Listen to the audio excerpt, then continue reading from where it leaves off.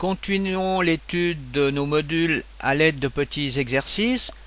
Alors ici, je crée une première scène avec, vous voyez, une boule qui est en rigid body. Ensuite ici, j'ai une lampe directionnelle. J'ai un plan, le ground ici. Une caméra principale qui regarde la scène de cette façon. Ici, ce plan incliné, je l'ai appelé rampe, et là, j'ai un cube que j'ai appelé socle. Nous allons commencer par étudier les chaînes de caractères et comment on peut les traiter avec les modules Uscript. Alors, là, regardons un petit programme pour commencer. Donc ici, j'ai un input event qui nous permet donc de déclencher la séquence. Ici, j'ai un premier module que l'on n'a pas vu précédemment, qui est un module get. Ce module se comporte comme une porte. On peut soit passer directement le message depuis l'entrée vers la sortie, à condition que dans les propriétés, vous y ayez mis le start open sur vrai. Si ce n'est pas le cas, vous pouvez commander la porte par des variables qui viendraient sur open, sur close ou sur toggle. Donc open, ça veut dire ouverture de la porte, close, ça veut dire fermeture de la porte, et toggle, ça veut dire on passe d'un état à l'autre, de open à close et vice versa. Donc dans les propriétés ici, vous voyez, vous pouvez désélectionner start open. Alors, je le mets comme ceci au départ, car j'utiliserai la porte par la suite. Ensuite, je rentre dans un input event filter. On connaît déjà ce module. Alors, on utilise ici la touche de clavier espace. Ensuite, quand on appuie sur la touche espace, on émet un signal dans un print text. Et on imprime tout simplement bonjour à l'écran. Alors, on ne revient pas sur le print text.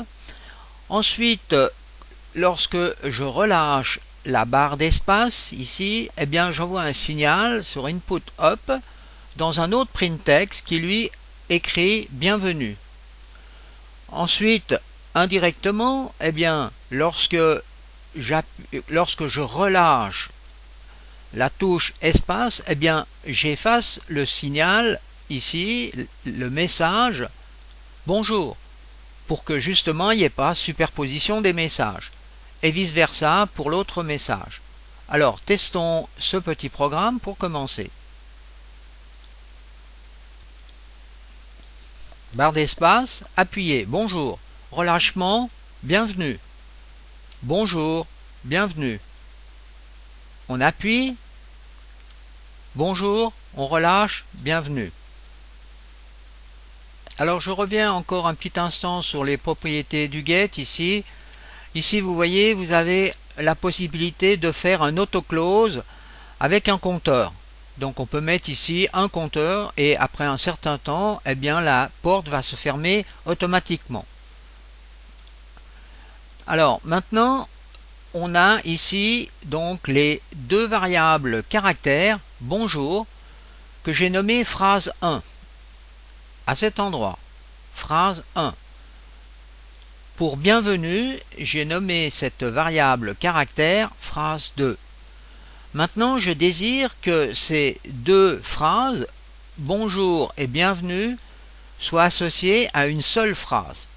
Alors pour cela, eh bien, j'utilise un autre input event, je rentre ici dans un input event filter, cette fois-ci j'utilise la touche tab, et c'est au moment où j'appuierai sur la touche tab que j'aurai l'addition des deux phrases bonjour et bienvenue. Pour cela, on utilise le module concatenate. Ensuite, le résultat de ces deux chaînes de caractères apparaît dans cette variable string ici. Et grâce au print text qui se trouve ici, eh bien, je peux écrire le résultat de cette phrase. Alors j'utiliserai la couleur rouge et je le mettrai en bas de l'écran, au centre en bas de l'écran. Alors on peut déjà tester cette partie. Je vais couper ce lien pour ne pas aller plus loin. et je fais un save debug et je teste. Barre d'espace, bonjour, bienvenue, bonjour, bienvenue. Touche Tab, le message apparaît en bas. Bonjour, bienvenue, la phrase complète. Maintenant, je désire qu'au moment où le texte est apparu donc en bas de l'écran, la phrase complète, eh bien que je bloque la porte ici, car je ne veux plus avoir d'action donc sur la barre d'espace et je veux annuler donc cette partie de programme. Alors je fais tout simplement, vous voyez le lien suivant, je prends la sortie ici que je réinjecte dans Close. Je dis donc que la porte est fermée. Bonjour, bienvenue. Donc pour l'instant, vous voyez, j'ai l'action en permanence. Maintenant, Tab. Si j'appuie à nouveau sur la barre d'espace, vous voyez, je ne peux plus changer le nom, bienvenue, bonjour. Donc cette partie de programme est verrouillée. Je peux aussi en profiter pour, par exemple, effacer les textes à l'écran.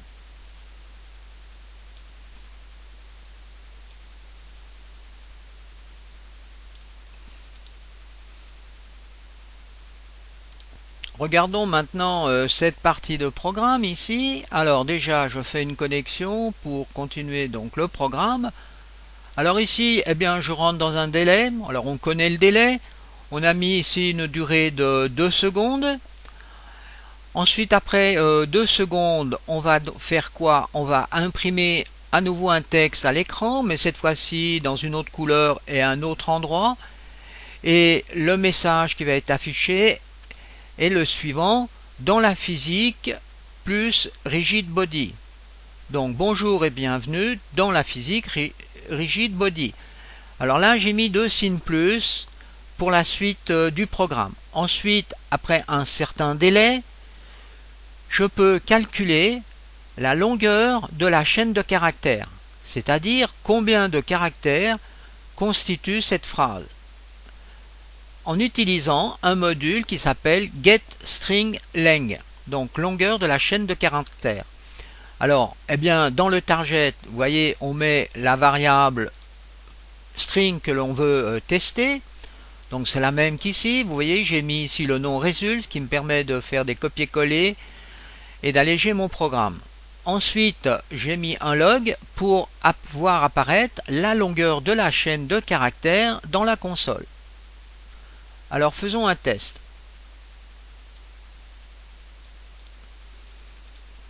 Alors, barre d'espace, bienvenue, bonjour, bienvenue, bonjour, bienvenue.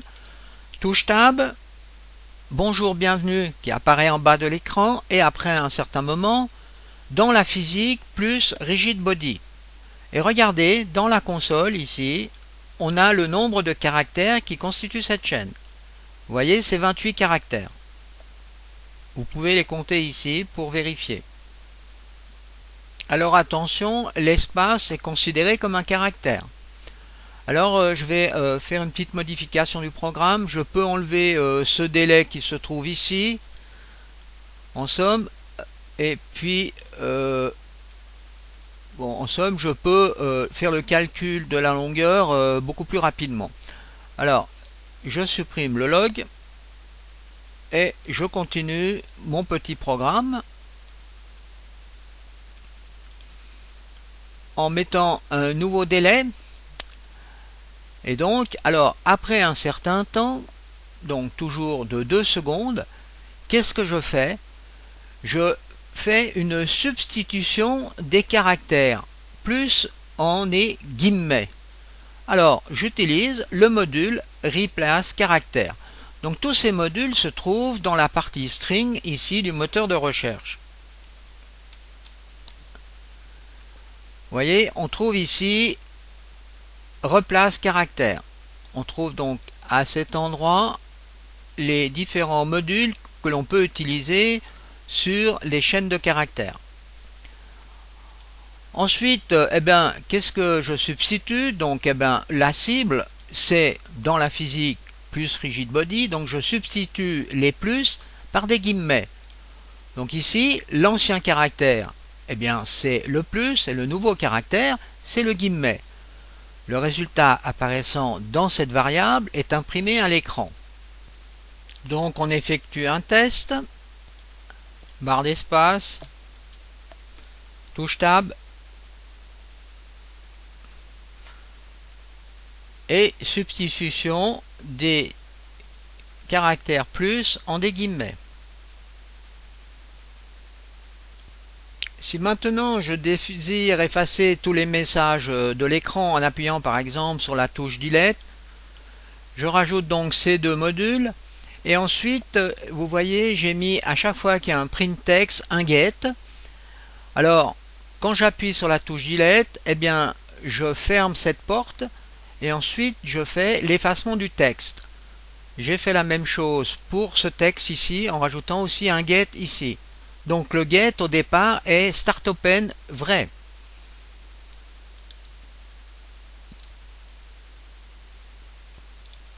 On devrait aussi faire la même chose donc à cet endroit, vous voyez ici, pour éviter que quand on appuie à nouveau sur la touche Tab, eh bien on voit ce message apparaître à l'écran. Donc effectuons un test maintenant. Touche Tab.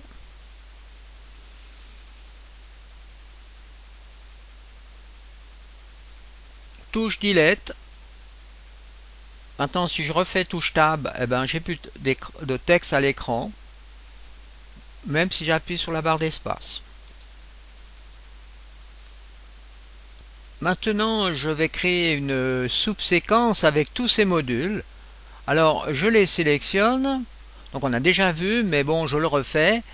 Je fais un CTRL C pour copier tous ces modules. J'ouvre un nouveau menu, New.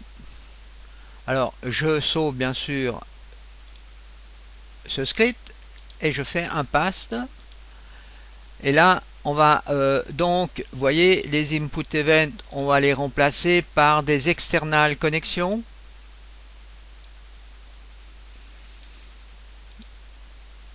Alors je vais faire comme ceci.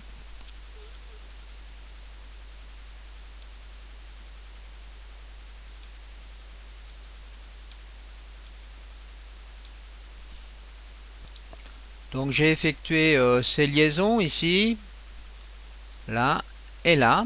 Ensuite je donne un nom à la sous-séquence, affichage texte, donc en désélectionnant à l'extérieur donc des modules, et je mets ici le nom affichage texte. Je peux faire un save debug. Alors on me demande à quel endroit je vais mettre la séquence. Bon ben je vais la mettre à cet endroit. Je vais appeler ça exercice 2 sub texte. Enregistrer. Alors là je fais yes. Maintenant je peux vérifier ici dans graphe que j'ai bien le module, vous voyez, qui apparaît ici. Alors revenons dans le module principal. Donc exercice 2 script, ouvrir.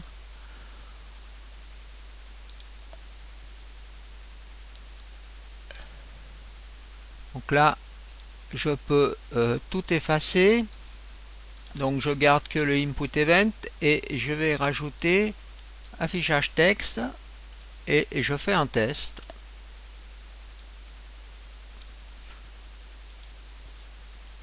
Barre d'espace. Eh ben, tout a l'air de fonctionner correctement. Maintenant on désire réaliser cette expérience. Je lance le jeu. Première chose, la caméra suit la boule qui tombe grâce à la gravité. Ensuite, barre d'espace, donc bonjour, bienvenue. Touche Tab, affichage des messages. Ensuite, touche Delete, on supprime tous les messages à l'écran, mais un nouveau message apparaît, appuyez sur la barre d'espace, donc j'appuie sur la barre d'espace. La boule descend le long du plan incliné. Lorsqu'elle tape le cylindre, elle remonte et se stabilise en haut du cube. Alors on a compris donc tout l'affichage du texte. Ici, on a donc une porte qui va donc s'ouvrir qu'une fois que l'on a affiché le texte, car ici on a rajouté donc dans la sous-séquence une sortie qui vient piloter la porte et la rend ouverte. À ce moment-là, donc l'input event peut traverser ici la porte et attaquer l'input event filter, qui lui est programmé pour que l'on appuie sur la touche espace. Ensuite, au moment où j'appuie sur la barre d'espace, je pilote ce module, cette rigid body, qui va donc donner une certaine vélocité à la boule. En parallèle, ici, j'affiche donc à l'écran appuyé sur la barre espace. Donc maintenant, pour la suite de l'expérience, pour éviter toujours de devoir refaire un affichage texte, donc ici je peux couper ce lien et je peux rendre la porte donc en vrai. Donc ici, l'information va donc passer en permanence vu que la porte est open. Alors, essayons ceci pour commencer. Donc, save debug. Je n'oublie pas aussi de couper le lien ici.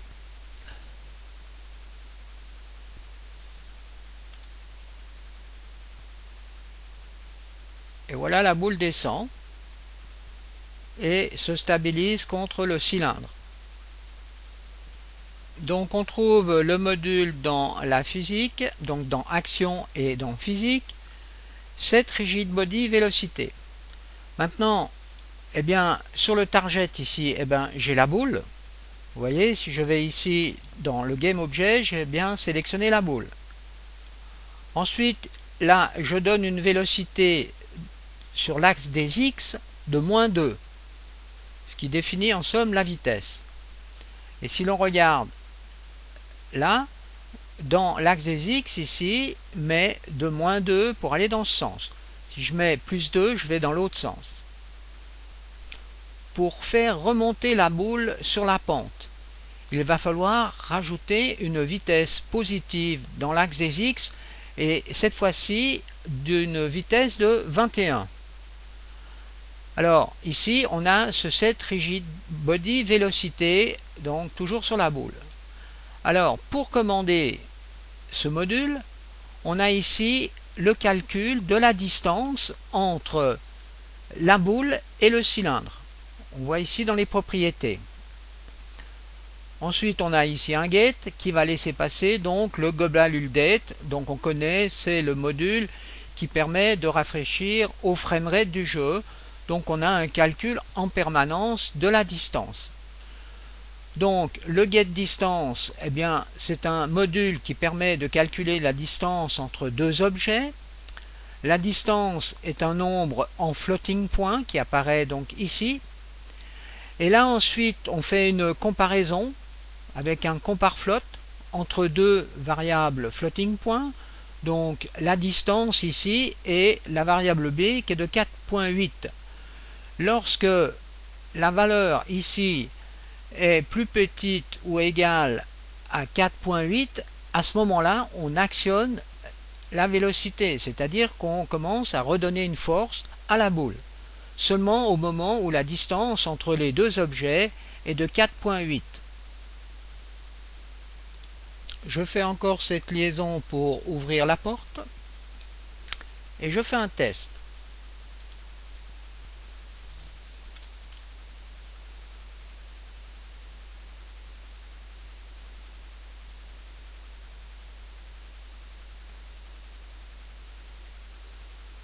Mais voilà, ici on voit que la boule, eh bien, elle passe au-dessus du cube et elle continue sa trajectoire. Alors on doit corriger ceci. Eh bien ici, je refais un calcul de la distance, mais cette fois-ci entre l'objet boule et le socle. Donc le socle étant, ici vous voyez, donc le cube. Alors, je peux faire ce lien ici. Donc cette porte est ouverte au moment où j'ai donc touché le cylindre.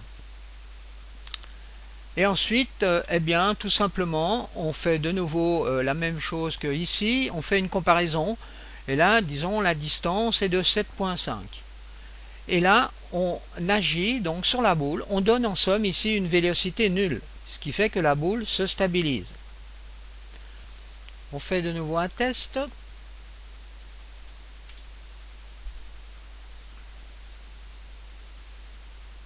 On voit aussi ici que le message appuyé sur la barre d'espace disparaît. Voilà, la boule est stabilisée. Pour effacer le message appuyé sur la barre d'espace qui est créée dans ce module, eh bien, il va falloir donner une information sur la partie id text. Alors pour cela ici, bien sûr, j'aurais pu faire un lien direct entre ici et id text, mais là j'ai voulu vous montrer comment on peut utiliser un système custom event. Alors ici, on a un custom event avec un nom d'événement touché. Donc en somme, ici, on crée un string, une chaîne de caractères avec le nom touché. Et pour comparer cette chaîne de caractères, eh bien, on a ici un custom event avec l'event name qui est une variable string que l'on applique ici sur un comparateur de string entre cette variable et la variable touchée. Et si les deux textes sont identiques, ça veut dire qu'on a bien reçu ici l'information touchée. Alors donc ici on peut faire une suppression du texte. Donc en conclusion ici on envoie un message send, le message touché que l'on reçoit dans ce module et que l'on compare ici. On trouve donc le custom event à cet endroit ici dans action événement custom event send custom event. Et la réception se fait avec ce module custom event qui se trouve dans event custom event. Alors là on voit que l'on a plusieurs systèmes de custom event, vous voyez, du type bool. Donc on peut avoir une variable booléenne qui peut prendre deux états. Donc on a plusieurs types de custom event, de couleurs, de floating point, de game objet, de nombres entiers, d'objets, de strings et même aussi de vecteurs 2, 3 et 4. Alors aussi attention à une chose, il faut bien que l'instance ici soit uScript. Donc on retrouve le nom de l'instance ici. On doit encore maintenant expliquer une chose, on a vu que la caméra suivait donc la boule. Eh bien si je vais dans main camera, dans l'inspecteur, je vois ici que j'ai rajouté donc un script smooth look at qui est un script donc que l'on trouve dans les assets que l'on peut éventuellement télécharger donc par asset importer des paquets et par exemple là vous importez les scripts et dans tous les scripts vous allez retrouver ici ce script qui est utile pour suivre un objet avec la caméra. Donc on trouve le script dans les standards assets dans script camera script et c'est ce script ici qui est utilisé. Alors maintenant eh bien sûr dans le script ici on a le target qui est ici la boule. Donc si on clique là on retrouve dans la scène ici la boule. On suit en somme la boule. Ici on peut dire si c'est smooth, donc on va suivre, la caméra va suivre d'une façon très souple avec un léger dumping ici, c'est une sorte d'oscillation de la caméra par rapport à la stabilisation de la caméra. Alors on aurait pu effectuer le même travail donc en utilisant donc la partie donc des mèches trigger ou de sphère trigger, du cylindre trigger, vous voyez, de la capsule collidaire. Donc ici en disant que ces objets sont un trigger. Donc en cochant cette variable ici, à ce moment-là, au moment où on rentre dans les parties collision de ces composants, eh bien on peut générer donc un rigid body de vélocité. Ceci est une autre façon de procéder. Mais là, j'ai utilisé getDistance pour vous montrer l'utilisation de ce module. Donc ceci sera la fin des exercices 2.